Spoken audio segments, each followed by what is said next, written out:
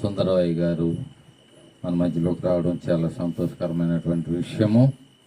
వారు వచ్చి మనకి సందేశాన్ని అందించవలసిందిగా ప్రేమతో ఆహ్వానిస్తున్నాం. అందరికీ ప్రభు నామమును బట్టి ముందుగా వందనాలు చెల్లించుకుంటూ, ఘనత మహిమ ప్రభావాలు మన ప్రియుడైన యేసుక్రీస్తుకే సమర్పించుకుంటూ, సలోమి యొక్క కుటుంబము ఆయనలో బహుగా దీవించబడాలని ఆశతో ఆమె ఏర్పాటు చేసుకున్న ఈ కూడికలో మాట్లాడడానికి ఆ పరమ తండ్రి మనకిచ్చిన ఈ అవకాశాన్ని బట్టి ఆయనకే మరొకసారి స్తుతులు చెల్లించుకుంటూ ప్రారంభించుకుందాం. ఇక్కడ చదవబడిన వాక్య భాగము మత్తయి సువార్తలోనిది. మత్తయి సువార్త 20వ అధ్యాయము 29 నుండి 34 వచనాలు. ఈ వచనాలు ఎక్కడ నుండి ప్రారంభమవుతున్నాయంటే, యేసు ప్రభు వారు యెరికో నుండి యెరూషలేమునకు వెళుచున్నారు. యెరికో అనేది ఒక పట్టణం. ఆ పట్టణము నుండి ఆయన యెరూషలేముకి వెళుతున్నారు. ఎందుకంటే సర్వమానవుల కొరకు ఆయన ఆ యెరూషలేములో శిలువ మీద బలియాగము చేయడానికి వెళ్తున్నారు. రక్తము చిందించకుండా ఆనాడు ఏ పాపమునకు విమోచన లేదు. మరి మన పస్కా గొర్రె పిల్ల అయిన యేసు ప్రభు వారు మన రక్షణ కొరకు, విమోచన కొరకు ఆయన యెరికో ప్రాంతము నుండి యెరూషలేమునకు వెళ్ళటం మనం ఇక్కడ చూస్తూ ఉన్నాం. అసలు యెరికో అనేది ఒక పట్టణము. ఆ పట్టణమునకు యెరూషలేముకు ఎంత దూరం ఉంటుందంటే 25 కిలోమీటర్ల దూరం ఉంటుంది. ఈ 25 కిలోమీటర్ల ప్రయాణము ఆయన శిష్యులతో చేస్తూ ఉన్నారు. ఇదే ఆయన చివరి ప్రయాణము. ఇదైన తర్వాత ఇంకా ఆయన శిలువ మీదకి వెళ్ళబోతూ ఉన్నారు. కాబట్టి ఆయన ప్రయాణము ఎక్కడి నుండి ప్రారంభమైందంటే యెరికో పట్టణము నుండి ప్రారంభమైంది. యెరికో అనేది ఒక పట్టణమే, కానీ అది పల్లపు ప్రాంతము. అది డౌన్లో ఉండే ఒక పట్టణము, దిగువ నుండే ఒక పట్టణము. ఈ దిగువ నుండే ఈ పట్టణములో నుండి శిష్య బృందముతో యేసు ప్రభు ఎక్కడికి వెళ్తూ ఉన్నారు? యెరూషలేముకి వెళ్తున్నారు. యెరూషలేము ఎత్తైన కొండ మీద కట్టబడిన పట్టణం. అంటే దిగువనున్న ఆ యెరికో పట్టణము నుండి ప్రభు వెళ్తున్నది ఏమిటంటే, ఎత్తైన కొండ మీద కట్టబడి ఉన్న యెరూషలేము అనే ప్రాంతమునకు వెళుతూ ఉన్నారు. అంటే హైట్. యేసు ప్రభు ఒక ఉపమానం చెబుతూ ఉంటుంటారు. ఆ ఉపమానంలో ఒక మనుషుడు యెరూషలేము నుండి దిగుచు యెరికోకు వచ్చి చుండెను అని ఉంటుంది. ఆ మనుషుడి యొక్క స్థితి ఏమిటి? పైనుండేవాడు. అంటే పైన ఉండటమంటే ఆ ఎత్తైన స్థితిలో ఉన్నవాడు. ఎత్తైన స్థితి దేనిని చూపిస్తూ ఉందంటే, ప్రభువుతో సహవాసాన్ని, ప్రభువుతో సంబంధాన్ని, దేవునితో మనము కలిసి జీవించే విధానాన్ని ఆ ఎత్తైన స్థితి చూపిస్తుంది. యెరూషలేము దేవుని నివాసము అని బైబిల్ గ్రంథంలో రాయబడి ఉంది. ఆ ఎత్తైన స్థితిలో ఉన్న ఆ దేవుడిచ్చిన ఆశీర్వాదాలు అనుభవిస్తున్న దేవుడు వారిని ఎంతగానో అభివృద్ధి చేస్తున్న ఆ మనుషుడు ఏం చేశాడంటే, దేవునితో వద్దు, నాకు యెరికో పట్టణం అందంగా కనపడుతుంది, యెరికోలో చక్కని నా హృదయాన్ని సంతోషపరిచే ప్రతి ఒక్కటి ఉంది, అందుకని నేను ఆ ఎత్తైన స్థితిలో నుండి నేను కిందకే వచ్చేస్తాను అంటూ ప్రయాణం చేస్తూ ఉన్నాడు. ఆ యెరూషలేము నుండి కిందకు వస్తూ ఉన్నప్పుడు అతనిని దొంగలు చూశారు, దొంగలు పట్టుకున్నారు. అతని బట్టలు లాగేసుకున్నారు. అంతేకాదు అతని దగ్గర ఉన్న సొత్తునంతటినీ లాగేసుకున్నారు. అతన్ని కొట్టారు, గాయపరిచారు. చివరికి అతను కొనవి ఊపిరితో అలాగా ఆ చోట్లో పడిపోయి ఉన్నాడు. అంటే అతను ఎక్కడ ఉండవలసిన వాడు? దేవుని సన్నిధిలో ఉండవలసిన వాడు ఎక్కడికి దిగిపోతున్నాడు? పాపం ఉండే చోటుకి దిగిపోతున్నాడు. పాపం ఉండే చోటుకి దిగిపోతూ ఉన్నప్పుడు ఎవరు అటాక్ చేశారంటే దొంగలు అటాక్ చేశారు. ఈనాడు మానవులమైన మనల్ని కూడా దేవుడు రక్షించి మనల్ని అత్యున్నతమైన స్థానంలో పెడతాడు. ఆ ఉదాహరణ నేనే. 2005కు పూర్వం నేను మహాభయంకరమైన పాపపు జీవితాన్ని జీవిస్తూ ఉన్నవాడిని. జీవిస్తున్న నన్ను దేవుడు రక్షించుకున్నాడు. ఆ పాపంలో నుండి, దురలవాట్లలో నుండి, పాడు వ్యసనాల్లో నుండి, గొడవల్లో నుండి, ఆ దరిద్రమైన బ్రతుకు నుండి, మురికి జీవితం నుండి నన్ను రక్షించుకున్నాడు. రక్షించుకుని ఎక్కడికి తీసుకువెళ్ళాడంటే ఆయనతో సహవాసానికి తీసుకుని వెళ్ళాడు. అంటే యెరూషలేము అనే ఎత్తైన స్థానాన్ని నాకు ఇచ్చాడు. దేవునితో సహవాసం, దేవునితో సంబంధం, దేవునితో నేను కలిసి ఉండే జీవితము, అంటే పరిశుద్ధుడిగా పవిత్రుడిగా బ్రతికే బ్రతుకు పాపినైన నాకు దేవుడిచ్చాడు. మరి అలాంటప్పుడు నేను దేవుణ్ణి ధిక్కరించి దేవుడిచ్చిన రక్షణ పోగొట్టుకొని నేను మరలా తిరిగి పాపములోనికే వస్తూ ఉంటే, ఆ పాపంలోనికి వస్తూ ఉన్నప్పుడు సాతానుడు ఏం చేస్తాడు? వాడు దెయ్యాలతో కలిసి ఉండి అటాక్ చేస్తాడు. సాతాను ఏం చేస్తాడండి? అక్కడ దొంగలు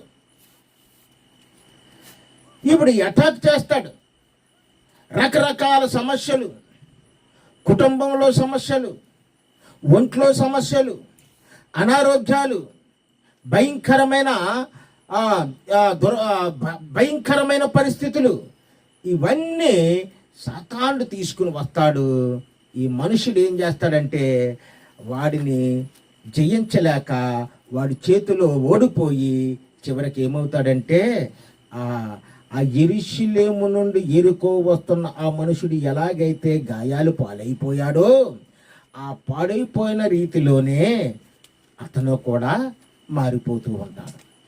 ప్రియమైన విశ్వాసులారా, దేవుడు మనల్ని ఎలా చేశాడంటే ఆత్మీయముగా దేవునితో సంబంధం కలిగి ఉండాలనే ఉద్దేశంతో చేశాడు. పాపులమైన మనల్ని ఆయన ప్రాణమిచ్చి రక్తమిచ్చి ఆ రక్తము ద్వారా విమోచన చేసి మనల్ని మరలా ఆ పాపపు స్థానానికి వెళ్లకుండా ఆయన నిరంతరము అత్యున్నతమైన స్థానంలో ఆశ్చర్యకరమైన తన వెలుగులో ఉండడానికి ఆయన మనల్ని పిలిచాడు.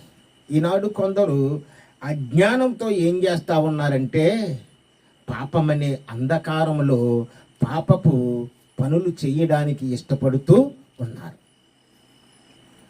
పాపమనే అంధకారం, ఆ చీకటిలో ఉంటున్నారు. ఆ చీకటిలో ఉంటున్న వారు ఎలాంటి వారు అని పరిశుద్ధ గ్రంథము చెబుతూ ఉంది. కీర్తన 119వ కీర్తన 155వ వచనంలో ఏమని చెబుతూ ఉందంటే, భక్తిహీనులని కట్టడలను వెదుకుటలేదు. కట్టడలంటే ఇక్కడ అర్థము వాక్యము.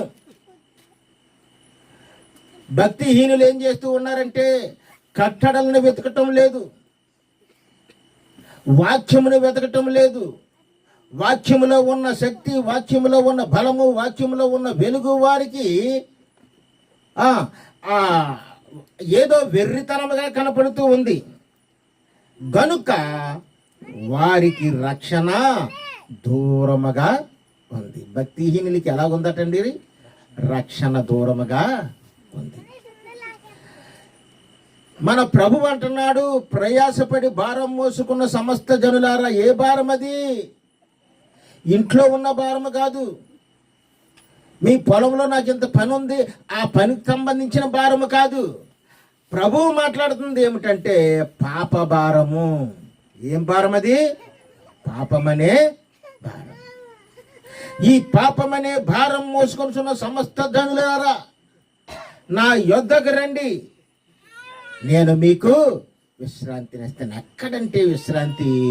యెరూషలేములో దేవుని సమీపముగా ఉన్నప్పుడే మనము సంతోషముగా ఉంటాము, సమాధానముతో ఉంటాము. మరి వీరు సంతోషముగా సమాధానముగా ఉండే చోట్లో ఉండకుండా ఆ మనుష్యుడు కిందకి దిగాడు. ఇక్కడ చూస్తే వారు యెరికో నుండి వెళ్ళుచుండగా బహుజన సమూహం ఆయన వెంట వెళ్ళెను. 30వ వచనము, ఇదిగో త్రోవ పక్కన కూర్చున్న 2 గుడ్డివారు. ఈ గుడ్డివారు కూడా అలాంటి వారే అయిపోయారటండి. వారు యెరికో నుండి వెళుతూ ఉన్నారు. వెళుతూ ఉంటే ఆ త్రోవ పక్కన 2 గుడ్డివారు ఉన్నారట. బహుశా ఆ గుడ్డివారిని వారి ఇంట్లో వాళ్ళే తీసుకొచ్చి, ఒరే నువ్వు ఈ చోట్లో కూర్చోరా, నువ్వు ఆ చోట్లో కూర్చోరా, ఈ దారంట పోతున్న వాళ్ళు నీకు భిక్షమేస్తారు, ఆ భిక్షమంతా తీసుకొచ్చి మాకెవరా, నువ్వు గుడ్డోడువు, నువ్వేమీ చూడలేనడువు, నువ్వు యూజ్లెస్ ఫెలో అని చెప్పి వదిలేసిపోయారన్నమాట. వాడిని వదిలేసిపోయారు. మరి ఆ 2 గుడ్డివారు, ఈ గుడ్డివారు పరిస్థితి ఎలాగుంది? మన మెయిన్ పాయింట్ ఏమిటంటే 2 గుడ్డివారు వీళ్ళ పరిస్థితి ఎలాగుందంటే, ఈ కంటెస్ట్లో ఈ వాక్య భాగమంతటిలో 3 విషయాలు మనకు చూస్తే అర్థమైపోతూ ఉంది. ఎలాగా? ఒకటేమిటంటే ఈ గుడ్డివారు లాస్ట్ కండిషన్స్కి వచ్చేసారు. ఎక్కడికి వచ్చేసారండి? లాస్ట్ కండిషన్కి.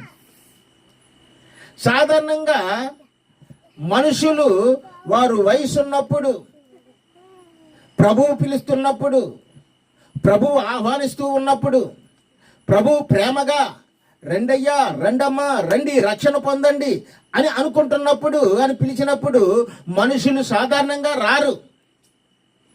వారు వయసుని బట్టి, ఆ వయసులో ఉన్న ఆవరణను బట్టి,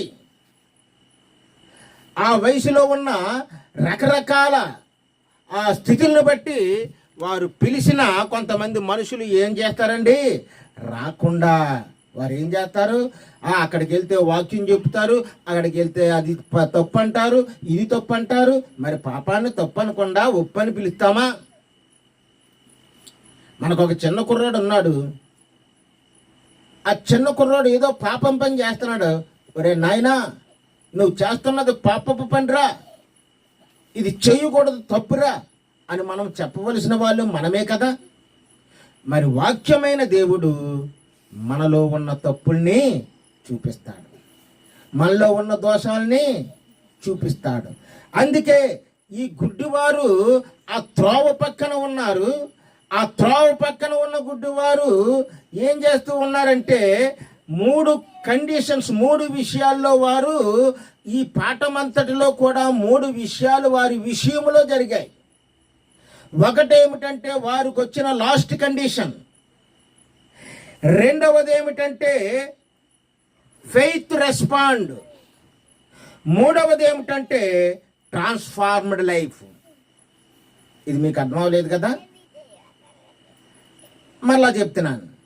మొదటిది ఏమిటంటే లాస్ట్ కండిషన్, అధమమైన స్థితిలో ఉన్నారు వాళ్ళు, ఇంకా లాస్ట్కి వచ్చేసింది వాళ్ళ జీవితం. రెండవది ఏమిటంటే ఫెయిత్ రెస్పాండ్, విశ్వాసముతో వారు స్పందించారు. మూడవది ఏమిటంటే ట్రాన్స్ఫార్మ్డ్ లైఫ్, వారి జీవితాన్ని మార్చేసుకున్నారు.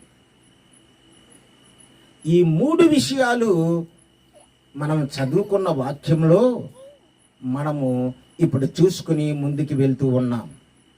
మొదటగా చూస్తే వారు లాస్ట్ కండిషన్లో ఉన్నారు.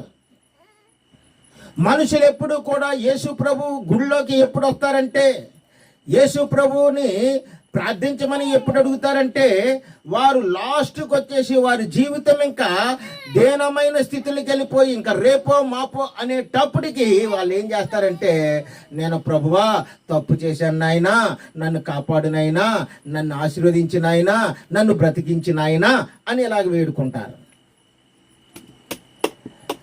వారు ప్రభువు పిలిచినప్పుడు ప్రభువుకు లోబడరు. ఈ ఇద్దరు గుడ్డివారు కూడా అలాంటి వారే. అక్కడ ఒక మాట చెబుతుంది ఏమిటంటే, వారు త్రోవ పక్కన ఉన్నవారు. యేసు ప్రభు వారు ఒక ఉపమానం చెబుతూ ఉన్నారు.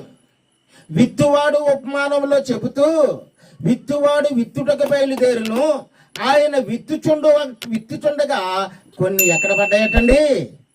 త్రోవ పక్కన పడ్డాయట. త్రోవ పక్కన పెడితే పక్షులు వచ్చి వాటిని ఏరుకుని తినేసే. వాళ్ళకి జీవం ఉందా? ఇంకా లేదు. మరి ఈ ఉపమానం యేసు ప్రభు ఎందుకు చెప్పాడు? త్రోవ పక్కన ఉన్నవారు ఎవరంటే వాక్యము వింటారు, వాక్యము వారి చెవిలోకి వెళ్తుంది, ఆ వాక్యమును వారి హృదయంలోనికి రానివ్వరు.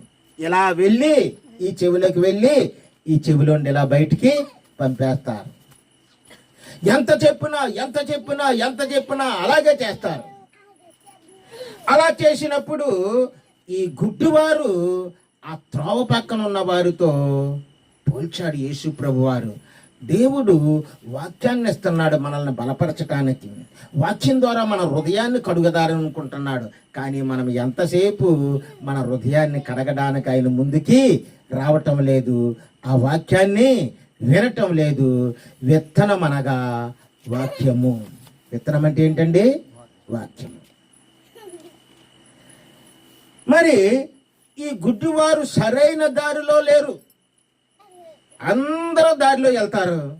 మరి వీళ్ళు ఎక్కడ ఉన్నారు? ఆ పక్కన పడి ఉన్నారు అంతే. అందరూ నడుచుకుంటూ వెళ్తారు. వీళ్ళు ఎక్కడ ఉన్నారు? ఎక్కడ ఉండే అక్కడ కూర్చోబెట్టారు, అక్కడ కూలబడిపోయి ఉన్నారు అంతే. సరైన దారిలో లేరు. ఒక టౌన్ ఉంది, ఆ టౌన్లో భిక్షమెత్తుకుని ఒక గుడ్డోడు ఉన్నాడు. ఆడు పగలంతా భిక్షమెత్తుకుని సాయంత్రం అలాగలా నెమ్మదిగా ఎవరొకరు సాయం తీసుకుని వాడు గుడిసికి చేరుకుంటాడు. అయితే ఒకరోజు ఒక ఏరియాలో భిక్షమెత్తుకుంటూ అతని ఇంటికి బయలుదేరుతూ అడుగుతూ పొరపాటున ఒక క్లబ్ ఏరియాకి వచ్చేసాడు. పొరపాటున ఎక్కడికి వచ్చేసాడండి? క్లబ్ ఏరియాకి. పట్టణాల్లో పెద్ద పెద్ద క్లబ్బులు ఉంటాయి. ఆ క్లబ్బుల్లో నీచమైనవన్నీ జరుగుతూ ఉంటుంటాయి. ఆ క్లబ్బులు ఎలాగుంటాయంటే గుండ్రంగా కట్టుబడి ఉంటాయి, పెద్దవి. దానికి ఒకే ఒక డోరు ఉంటుంది. ఎవరైనా ఆ డోర్ని ఎలా తీసి లోపలికి వెళ్ళిపోతే మళ్ళీ వెంటనే ఆ డోర్ ఏమైపోద్ది? తప్పని మూసుకుపోద్ది. Pushing doors తప్పనే మూసుకుపోద్ది. పాపం ఈ గుడ్డివాడికి అదేంటో తెలియక దాన్ని ఇలా తట్టాడు. తడితే టపాన్ని ఎక్కడికి వెళ్ళిపోయాడు? క్లబ్ లోపలికే పడిపోయాడు. క్లబ్ లోపల పడిపోతే ఈ కళ్ళు కనపడతా లేదు వీడికి, కానీ అక్కడ సౌండ్లు వినబడుతున్నాయి. అక్కడ దరిద్రమైన సంభాషణలు ఉన్నాయి, అక్కడ దరిద్రమైన పాటలు ఉన్నాయి, అక్కడ దరిద్రమైన మాటలు వినబడుతున్నాయి. ఇంకా ఆ ప్రాంతం అంతా కూడా వీడికి కళ్ళు కనపడకపోయినా ముక్కు బాగానే పనిచేస్తుంది. ఆ ముక్కుకి స్మెల్ వస్తుంది. ఆ ముక్కుకి ఏమొస్తుందండి? Smell, smoking smell. ఎవరో సిగరెట్లు గంజాయిలు కాల్చేస్తున్నట్టు వచ్చేస్తుంది. అతనికి ఇంకా ఏమొస్తుంది? డ్రింకింగ్ స్మెల్ వచ్చేస్తుంది. రకరకాల సారాయిలు, రకరకాల బ్రాందీలు, రకరకాల ఎన్నో దుర్మార్గమైన చెడు స్మెల్ అంతా వచ్చేస్తుంది ఈ గుడ్డువాడికి. అది చూసి భయంకరమైన శబ్దాలు, సౌండ్లు, పాటలు, కేరింతలు. మరి అక్కడ ఎలా ఉంటుంది? అప్పుడప్పుడు మనము పూర్వకాలం సినిమాల్లో చూస్తూ ఉండేవాళ్ళం కదా, పెద్ద సౌండ్లతోటి. అలా భయంకరమైన శబ్దాలతో అక్కడ డీజే సౌండ్లతో అది హోరెత్తిపోతూ ఉంటుంటే అతను అనుకున్నాడు, నేను వచ్చిన చోటు చాలా తప్పుడైన చోటు, నేను వచ్చిన చోటు చాలా తప్పు చోటు. ఈ చోటు విడిచి నేను అర్జెంటుగా వెళ్ళిపోవాలని చెప్పి ఈ గుడ్డివాడు ఏం చేస్తున్నాడు? ఎవరన్నా చేతికి తగిలితే అయ్యా నన్ను బయటికి పంపించరు అంటే ఏయ్ అతను గెడౌట్ అంటున్నారు. అలా వెళ్తానంటే నన్ను బయటికి తీసుకెళ్ళరు అంటే నోర్మేయ్ పో అదలబో అని చెప్పి తోసి పారేస్తున్నారు. ఎలాగ వెళ్ళాలో తెలియట్లేదు, గుడ్డివాడు కదా. చివరికి వీడికి ఒక గోడ దొరికిందండి. గోడ దొరికితే ఆ గోడ పట్టుకుని అలాగ వెళ్తే ఎక్కడో ఒక చోట డోర్ దొరుకుతుంది కదా, ఆ డోర్లో నుండి నేను బయటికి వెళ్ళిపోవచ్చు అని చెప్పి ఆ గోడ పట్టుకుని అలాగా ఎతుకుతూ ఎతుకుతూ ఎతుకుతూ ఎతుకుతూ చుట్టూ రౌండ్ వేస్తున్నాడు. ఎన్నిసార్లు రౌండ్ వేసినా ఆ డోరు తెరుచుకుంటలేదు. ఎందుకంటే అది వన్ వే పుష్ డోరు, ఇలా తోయటమే తప్ప ఇంకా మూసిపోతుంది. అది మళ్ళీ ఎవడొకడు తీయాలి. అది తిరిగాడు, 1 రౌండ్ 2 రౌండ్లు 3 రౌండ్లు అలా తిరుగుతూనే ఉన్నాడు. రాత్రి 3 గంటల వరకు తిరుగుతూనే ఉన్నాడు. ఇంకా తిరగలేక ఓపిక లేక ఒక మూల ఆ గోడన వారని ఇంకా పరిగెట్టలేక తిరగలేక బయటికి రాలేక ఓపిక లేక అలాగే కూర్చుండిపోయి దీనుడైపోయి నీరసంతో కూర్చుండిపోయాడు. పాపము మనల్ని పట్టి బయటికి రాకుండా బంధించేస్తూ ఉంటుంది. ఈ గుడ్డివాడు ఆ ఉన్న చోటునే ఉండిపోయాడు. బయటికి రావడానికి వాడికి ఏమాత్రమూ అవకాశం లేకుండా పోయింది. ఈనాడు మనుషులు కూడా అదే అంధకారంలో ఉన్నారు.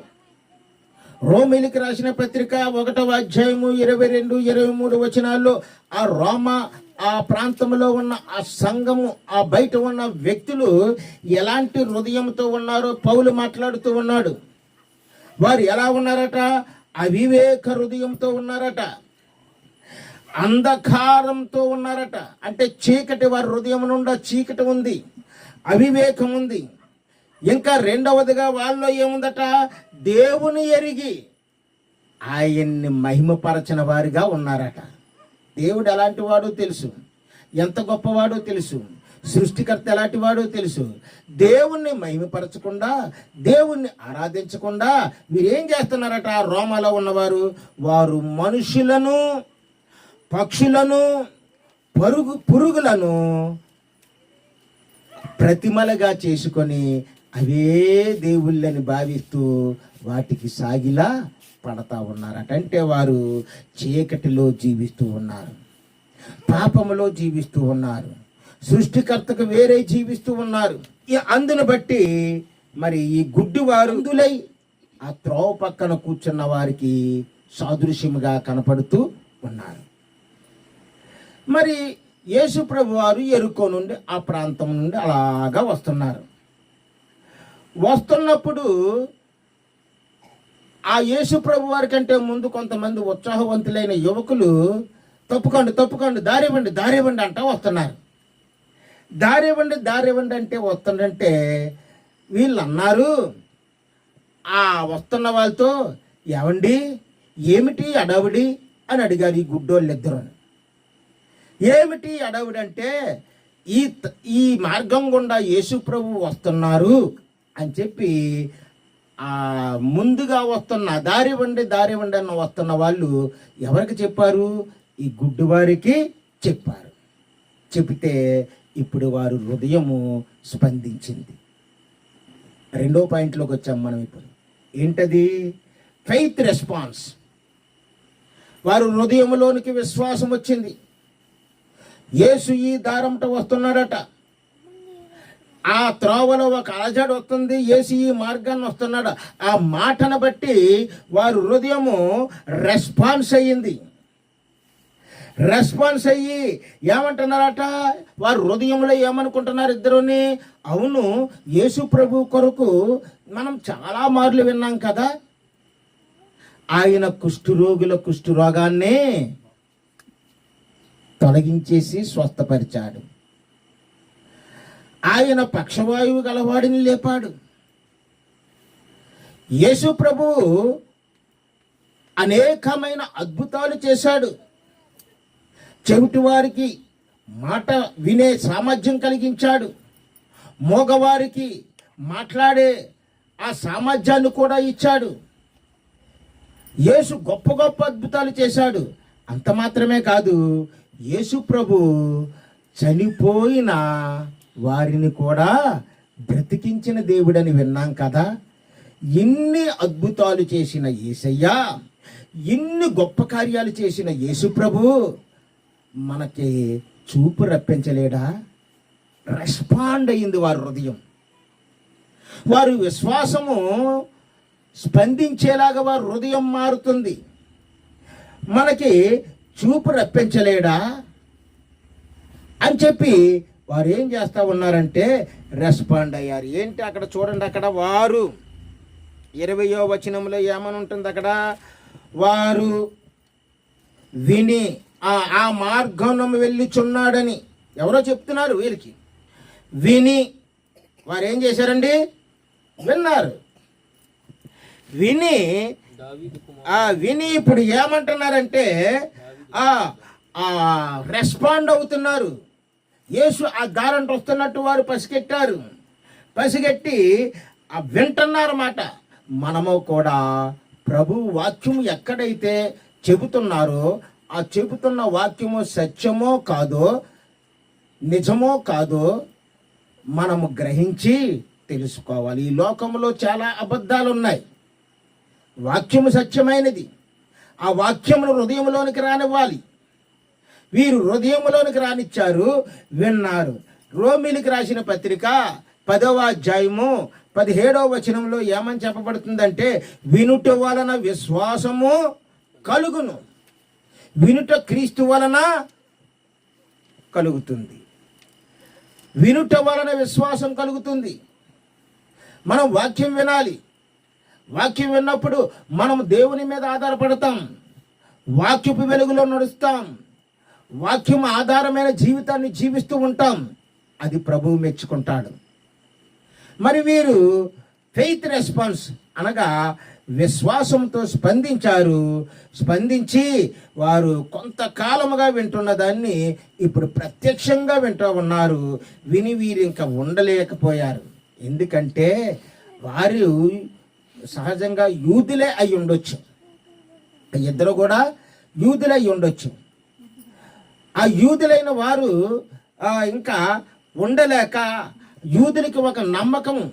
ఏమిటి ఆ నమ్మకం అంటే, మెస్సయ్య ఒక ఆయన వస్తాడు, ఆయన ఈ భూమి మీద పుడతాడు, ఆయన అద్భుతాలు చేస్తాడు, ఆశ్చర్యకార్యాలు చేస్తాడు, ఆయన దావీదు కుమారుడని పిలువబడతాడు అని వీరు వారి యొక్క యూదుల గ్రంథాల్లో రాసున్న ఆ ప్రవచనాలను బట్టి వారు విన్నారు, గ్రహించారు, అది మనసులో పెట్టుకున్నారు. ఇప్పుడు ఈ వస్తున్న ఆయన దావీదు కుమారుడే, ఈ వస్తున్న ఆయన మెస్సయ్యే కాక ఇంకా ఎవరు ఎలాంటి పనులు చేయగలరు అని వారు భావించి వారు ఏం చేశారంటే, దావీదు కుమారుడా అని కేకలు వేశారు. ఏమని కేకలు వేశారండి? దావీదు కుమారుడా, దావీదు కుమారుడా, ప్రభువా దావీదు కుమారుడా అని కేకలు వేస్తున్నారు. వారు అలా కేకలు వేస్తానంటే యేసు ప్రభు ముందు వెనక నడుస్తున్న ఈ జనులు వారి కేకల్ని విని అవి ఏయో షౌటింగ్స్ లాగా ఉన్నాయి, పెద్ద పెద్ద కేకలుగా వినబడుతున్నాయి, ప్రభు ఏమనుకుంటాడో అని చెప్పి వారిని ఏమంటున్నారు? 20వ అధ్యాయం 31వ వచనం చూడండి. ఊరకుండడి, జనులు ఏమంటున్నారు? ఊరకుండడి అని జనులు అడ్డగిస్తున్నారు, గద్దిస్తున్నారు. దావీదు కుమారుడు అని అరుస్తారు ఎందుకు? ఆయన వెళ్తున్నాడు, ఆయన యేసయ్య.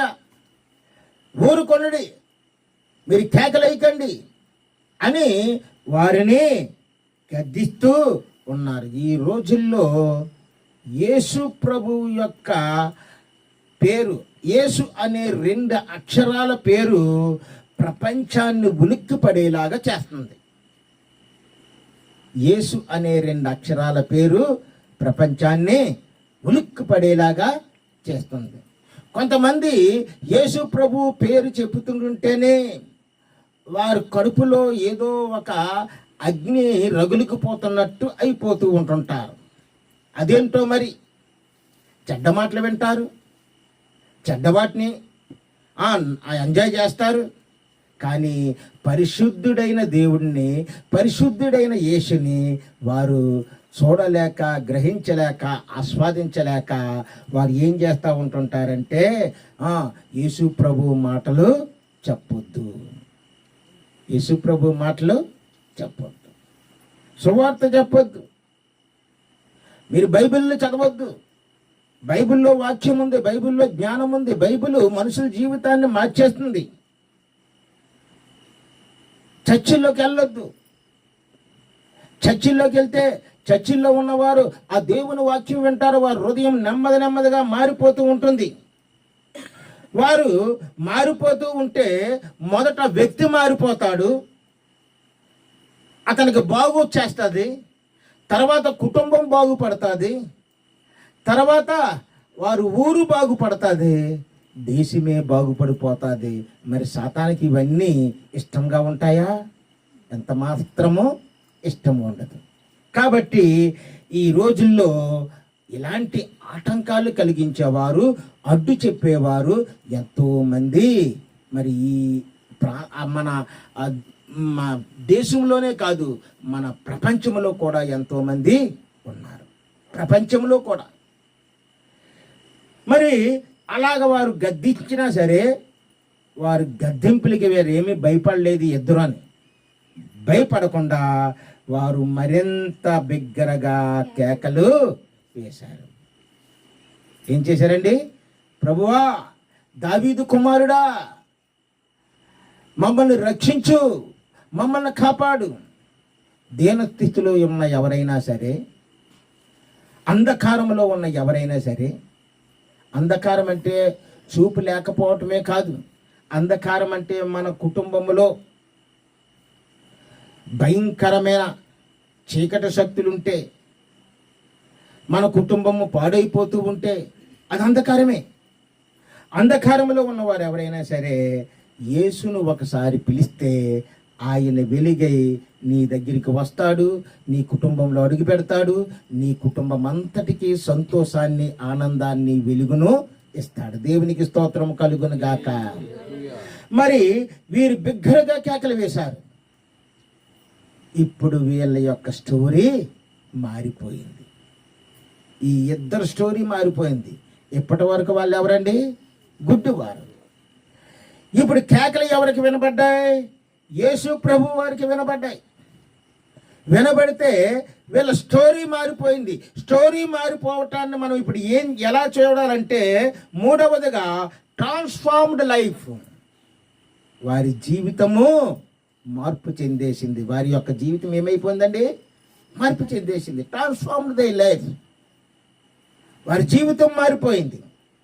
మత్తయి సువార్త 20:32 వారు కేకలు విన్న యేసు నిలిచి, ఆ రెండు మాటలు చాలా బాగుంటాయండి. వారు కేకలు విన్న యేసు నిలిచి వారిని పిలిచి. అబ్బబ్బా, ఎంత గొప్ప మాటలు! నువ్వు కష్టాల్లో ఉన్నప్పుడు నీ హృదయపూర్వకంగా దేవుని ప్రార్థన చేస్తే ఆయన నీ పక్కనే నిలిచి, ఆయన నీ పక్కనే నిలుస్తాడు. నిలిచి వారిని పిలిస్తే ఆ గుడ్డోళ్ళు రాగలరా? ఏవయ్యా ఇలా రండయ్యా అని పిలిస్తే రాగలరా? రాలేరు. వారిని పిలిచి అంటే అక్కడ ఈయన పిలిచిన వెంటనే అక్కడ సహాయకులు ఇద్దరు వెళ్ళి వారిద్దరిని కూడా యేసు ప్రభు దగ్గరికి తీసుకుని వచ్చారు.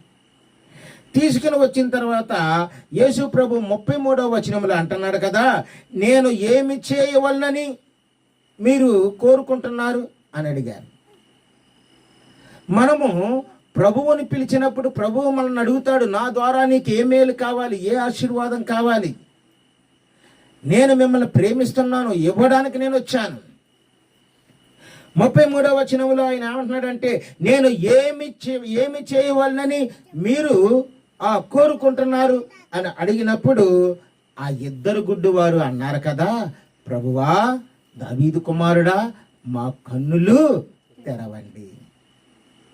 ఓపెన్ మై ఐజ్, మా కన్నులు తెరవండి. మేము అంధులుగా ఉన్నాము, చీకటిలో బ్రతుకుతూ ఉన్నాము, మాకేమీ తెలియదు, చిత్కారాలు ఉన్నాయి, మమ్మల్ని అందరూ తిట్టిపోసుకుంటారు, భిక్షమేసి వాళ్ళు అప్పుడప్పుడు మమ్మల్ని మీ బ్రతికింతారా అని హేళన చేస్తారు. ఇలాంటి భయంకరమైన బ్రతుకు మేము బ్రతుకుతూ ఉన్నాం.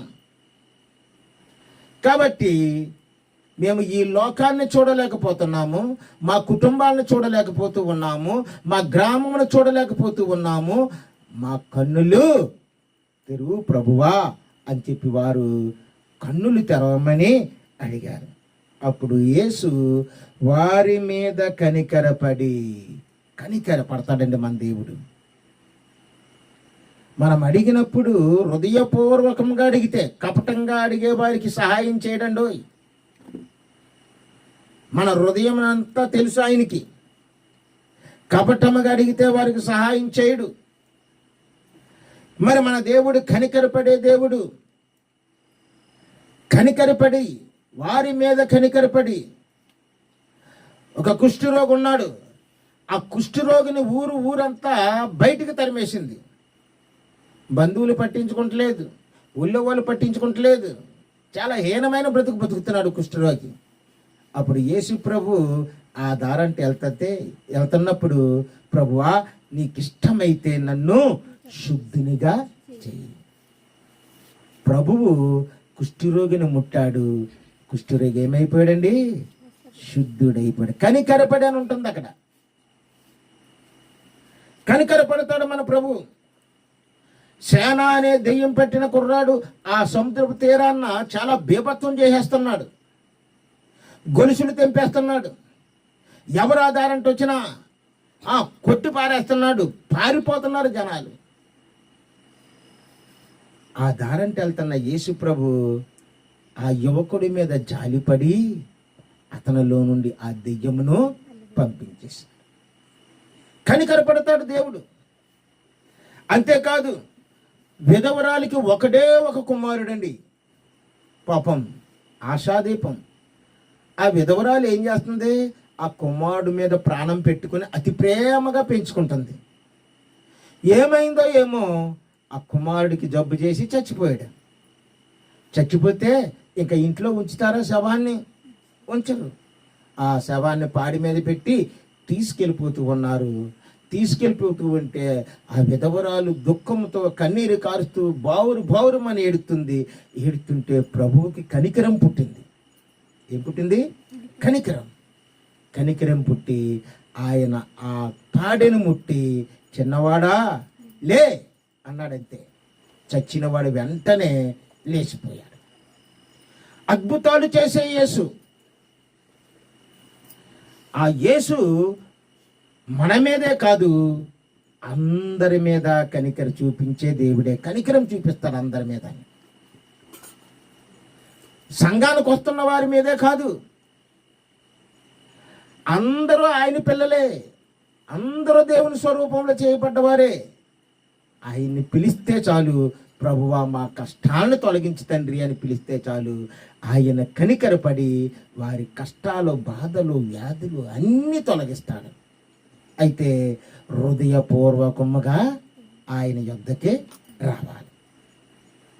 కపట హృదయంతో చేసిన ప్రార్థన ఆయన వినడు. మరి కనికరపడి ఆయన చేశాడు. ఈరోజు ప్రభు మన మీద కూడా కనికరపడతాడు. మరి విశేషంగా సలోమి మీద కనికరపడుతున్నాడు.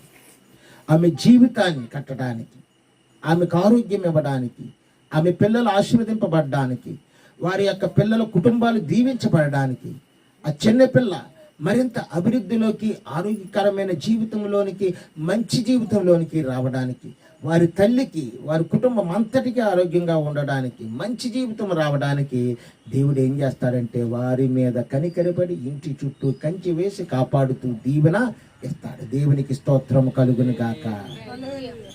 మరి ఈ గుడ్డివాడి కథ ఇక్కడ నుండి మారిపోయింది.